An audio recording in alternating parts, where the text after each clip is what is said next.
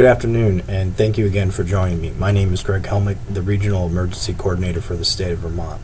The purpose of this communication is to provide an update to the evolving storm and the emergent problems we face.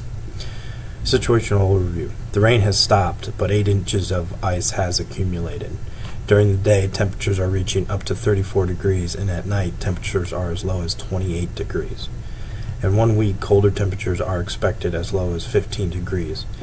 This will increase the chances of the ground freezing and potentially rain freezing again. From the governor's office, the governor has announced today that the federal government has declared this a state of emergency. The governor has requested all essential employees continue to work 12-hour shifts. The Federal Emergency Management Agency is now organizing funds and resources to help the state. This will help relieve the problem related to overtime compensation expressed earlier by the Department of Transportation. It will also provide the state with much-needed access to broader resources. According to the Vermont Agency of Transportation, reports that all streets and secondary roads are dangerous for use. Main highways are not open yet due to the accumulation of ice. A state of emergency has been declared.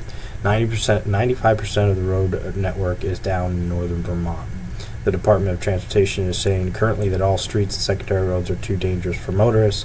Main highways remain closed due to the accumulation. The Department of Transportation workers are trying now to spill salt and abrasives like sand and gravel on the road in an attempt to improve the conditions. Additionally, major structures like bridges, buildings will need specialized teams in order to break the ice. This will hopefully avoid structural collapses and falling ice, which could create additional damage and harm. Budget for snow removal is depleted, and overtime is eating up the budget. Budget allotted for private sector outsourcing is declining, although we may have to rely more on the private sector. Salt and abrasives resources are decreasing fast. We will need to order more supplies. The Vermont Electric Company is reporting several miles of down power lines. They are utilizing 100% of their resources but are still behind. As reported by the CEO of Velco, at this pace, it will take a few months to rebuild the entire power system. There's a back order on parts, and we are looking as far out as California and Arizona for those parts. Right now, we're focusing on urban areas like Burlington, Montpelier, and lastly, we'll work on the rural and remote areas. The governor has stated clearly the power in urban centers should be reestablished first, while shelters will be available for residents of rural areas. The governor also mentioned that regional emergency coordinators will assist local administrators in analyzing relief needs and communicating them both to FEMA and state authorities. Emergency coordinators in their area should begin to create a list of priorities and things they need. We'll follow FEMA guidance from requesting assistance, and this list is due to me today by 5 p.m. We will establish an emergency mutual assistance agreement and talk about it a little bit later. FEMA has provided the following guidance to coordinate all disaster relief efforts that have the purpose of alleviating the hardship and suffering caused by the emergency on local population. FEMA will help with those efforts. Federal funding is available to state and eligible local governments and certain private nonprofit organizations on a cost-sharing basis for emergency work and the repair or replacement of facilities damaged by the severe storm in the following counties: Franklin, Orleans, Essex, Grand Isle, Lamoille, Chittenden, Washington, and Caledonia.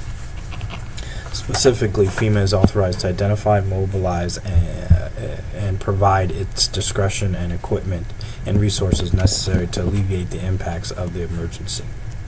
Federal funding is also available on a cost-sharing basis for hazard mitigation measures statewide. Albert Lewis has been named as the Federal Coordinating Officer for Federal Recovery Operations in this area. We have established an emergency mutual assistance agreement with the state of New York. We have requested personnel from New York National Guard, NGOs, power companies, and electrical engineers, and personnel from the New York Department of Transportation. We have requested salts and other abrasives, generators, supplies for repairing the power grid, snowplows, food, water, clothes, and vehicles for transporting residents to shelters. The requested date of delivery is January 11th, and the time frame is estimated at 1 month. VDOT is focusing their efforts on getting their trucks thawed and putting down salt and other abrasives. Although the temperatures have not risen to the point where it will help thaw the ice, salts and other abrasives are working at this temperature. We are expecting to have 50% of the road network system drivable by Wednesday or Thursday. We will be requesting assistance from the private sector in regards to clearing the roads. Velco is working towards clearing the power lines and reestablishing the grid. The most populated areas are the focus, with shelters being provided to those most impacted areas. Stand by for updates on power issues. Personnel emergency preparedness. Read the special bulletin Unit 3 released today. Residents should still try to check on neighbors as much as possible and provide assistance to elderly and disabled. Due to the severity of the storm, Governor King has closed all Vermont state offices through Wednesday, January 11th. Stay tuned for potential further closings. In closing, I'd like to say, now that the storm is past, we must begin to focus our efforts on the recovery phase. The primary goal of the recovery phase is the rehabilitation of communications, roads, and emergency services. Emergency planners and emergency services should organize their designated areas as well as prioritize their efforts. Understanding that we are depleted on a lot of our resources, we are working hard with the federal government and New York to get additional resources because we recognize the constraints that everybody's working with, and we also recognize that within a week the temperatures are going to drop again. So we want to prepare, not only recover from this, but prepare for the next potential freezing weather. All right, good luck and stay safe. Thank you.